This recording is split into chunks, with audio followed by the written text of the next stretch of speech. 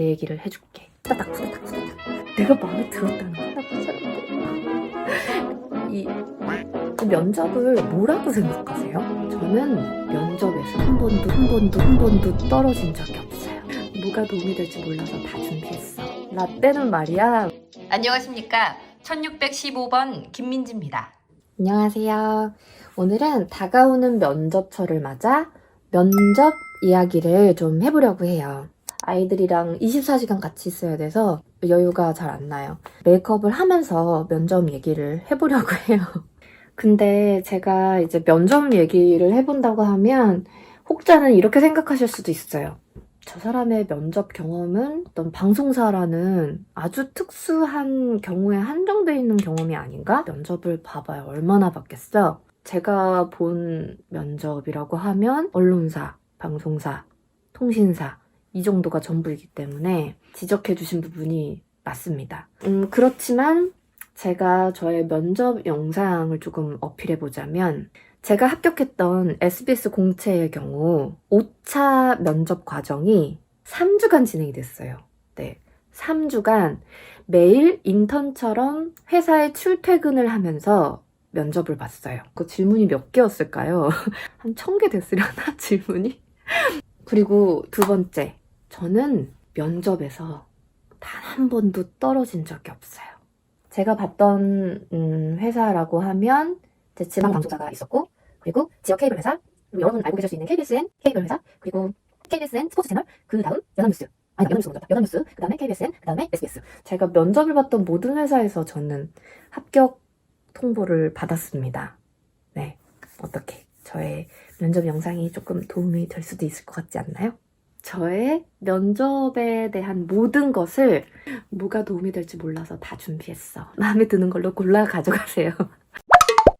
면접이 뭐라고 생각하세요? 약간 단두대? 도마위? 면접관들이 나를 막 평가하고 막 나를 막 이렇게 단죄하는 자리 막 이렇게 생각하면 정말 면접관들이 나를 내 인생을 단죄하는 자리야. 사실은 제가 면접에서 한 번도 떨어진 적이 없어요. 이렇게 얘기했는데 그 말은 서류에서 엄청 떨어졌다는 얘기.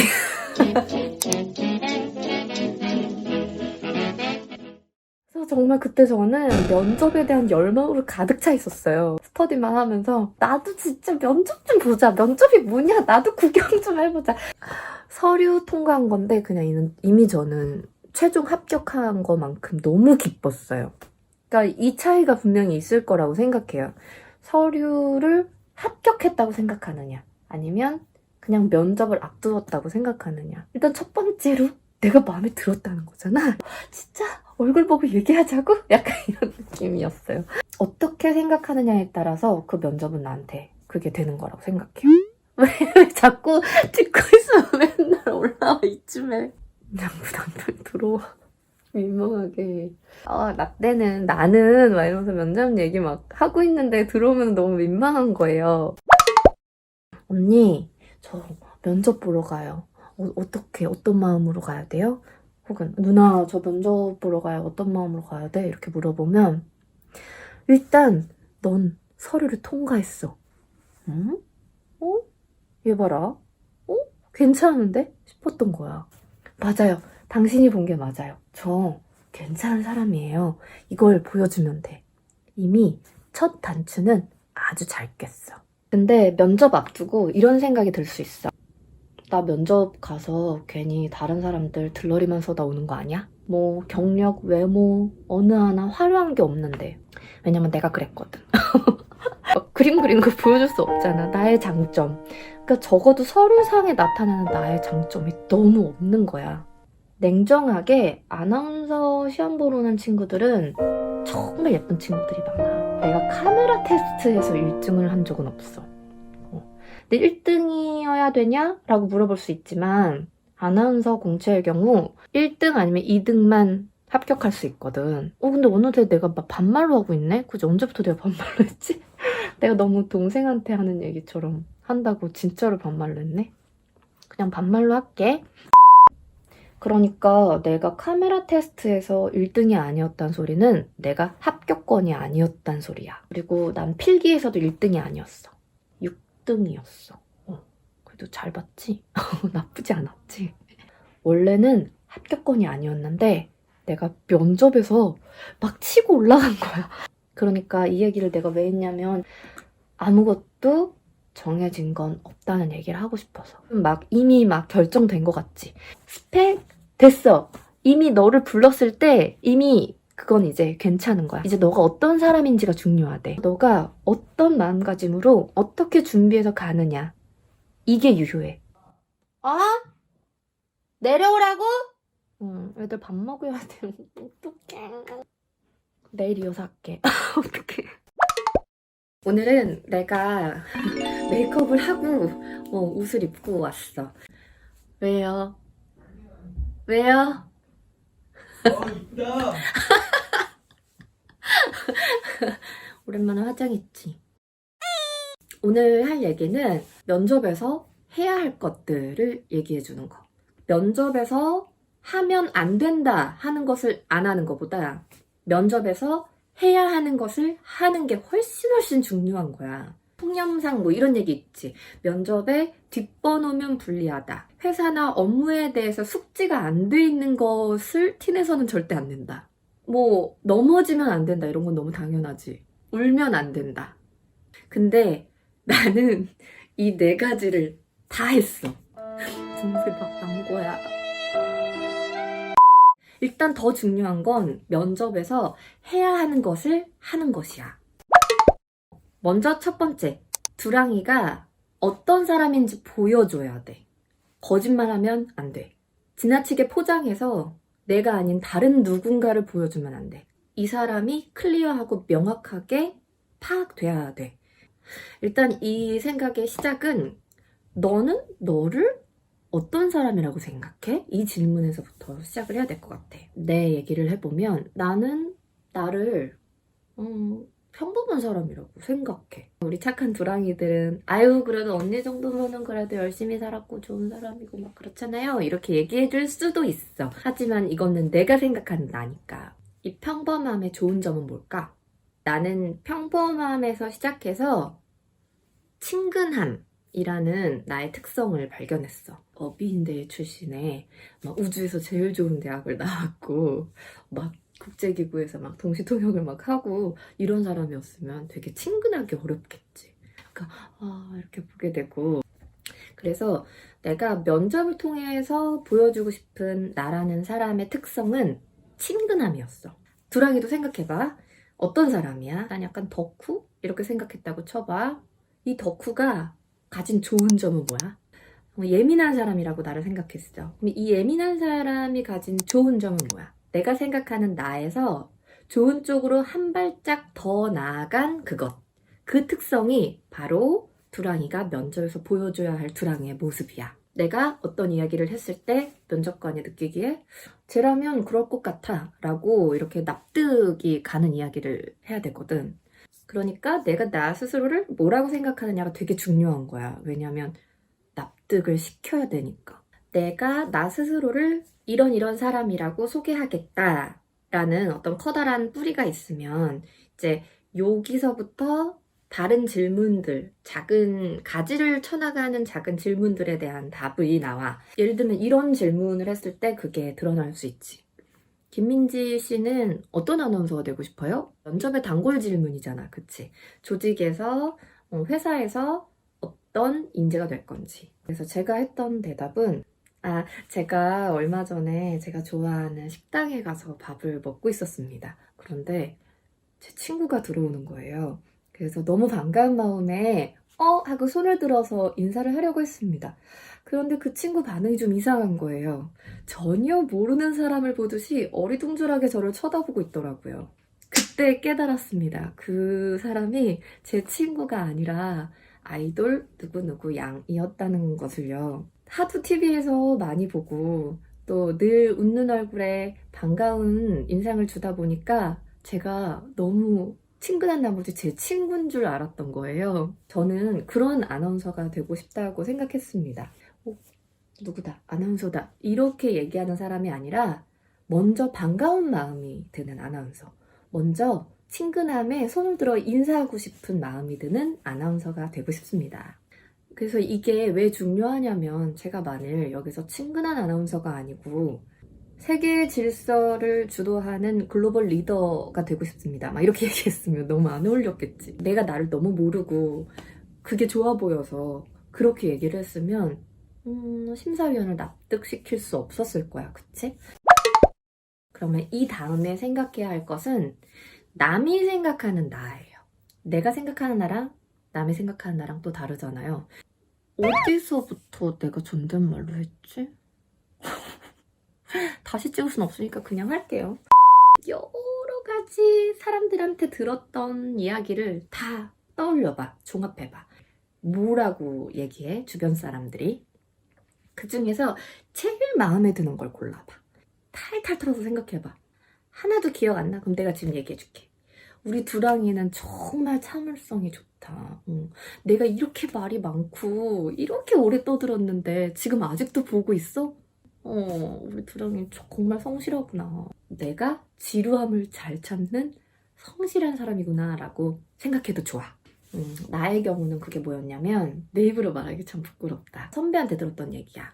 야, 너는 진짜 자체 발광이구나. 그러셨었어. 외모가 막 이렇게 빛이 난다는 얘기가 아니고 너 스스로 진짜 밝은 애구나. 나까지 밝아진다, 야. 이렇게 얘기를 했어.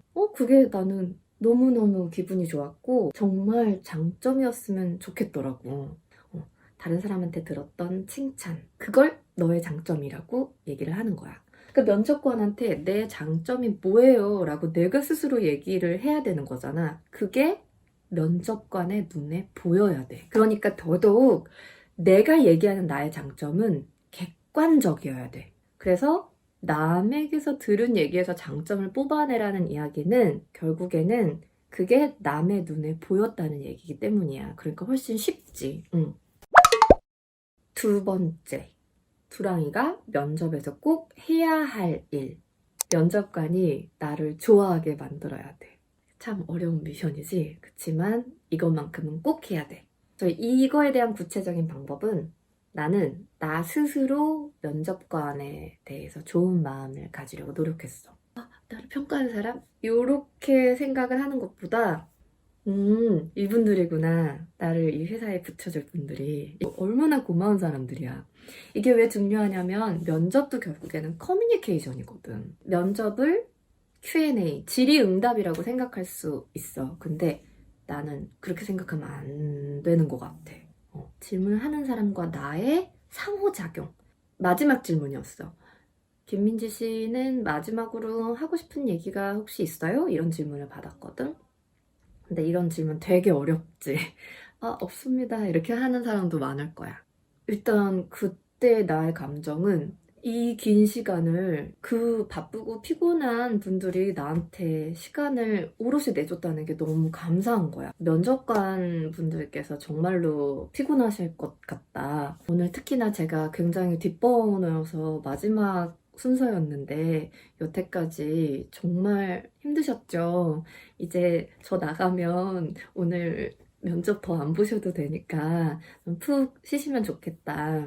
근데 유종의 미라는 얘기는 좀 기억해 주셨으면 좋겠습니다.